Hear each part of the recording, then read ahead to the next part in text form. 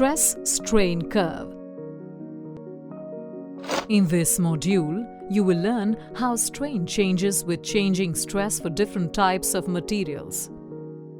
When a body is subjected to a deforming force, a restoring force is developed in the body which is equal in magnitude but opposite in direction to the applied force.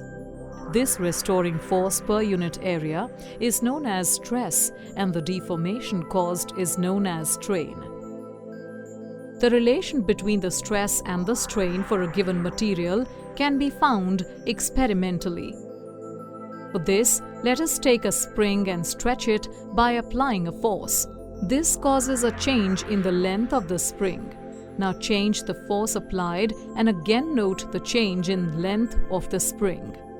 Record the fractional change in length, that is, the strain, for the different values of force. Plot the graph between the stress equal to the applied force per unit area and the strain produced. The curve so obtained helps us to understand how a given material deforms with increasing loads of force.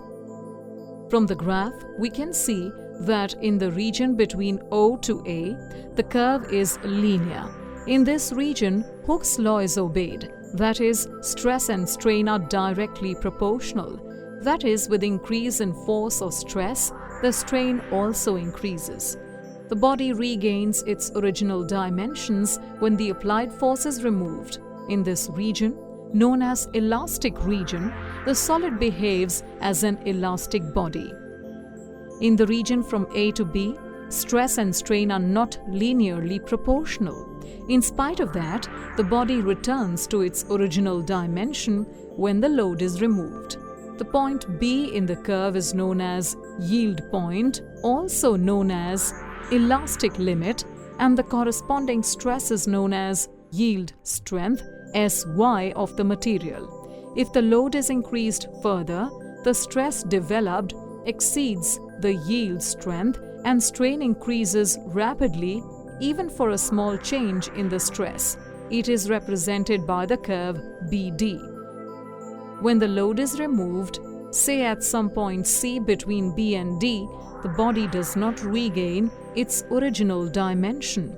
In this case, even when the stress is zero, the strain is not zero. The material is said to have a permanent deformation or permanent set. This deformation is said to be plastic deformation, and this region is said to be plastic region. The point D on the graph is the ultimate tensile strength, SU, of the material.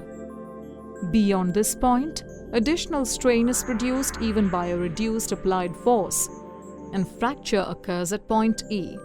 If the ultimate strength and fracture points D and E are close, the material is said to be brittle. Some examples of brittle substances are glass, slate, antimony, and bismuth. If the ultimate strength and fracture points D and E are far apart, the material is said to be ductile. For example, aluminium, copper, and steel. The stress-strain curve varies from material to material. This figure shows the stress-strain curve for the rubber. Although elastic region is very large, the material does not obey Hooke's law over most of the region, and there is no well-defined plastic region. Substances like rubber, which can be stretched to cause large strains, are called elastomers. Interestingly, the elastic tissue of aorta present in our heart is also an elastomer. Let's recap. The stress-strain curve varies from material to material. The stress-strain curve of a material has the following regions.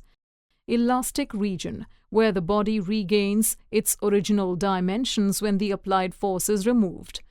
Plastic region, where on applying force, the body undergoes a permanent deformation. Fracture region, where additional strain is produced even by a reduced applied force and fracture occurs.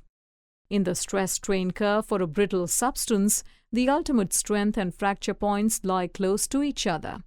If the ultimate strength and fracture points are far apart in the stress-strain curve of a material, the material is said to be ductile. Substances which can be stretched to cause large strains are called elastomers.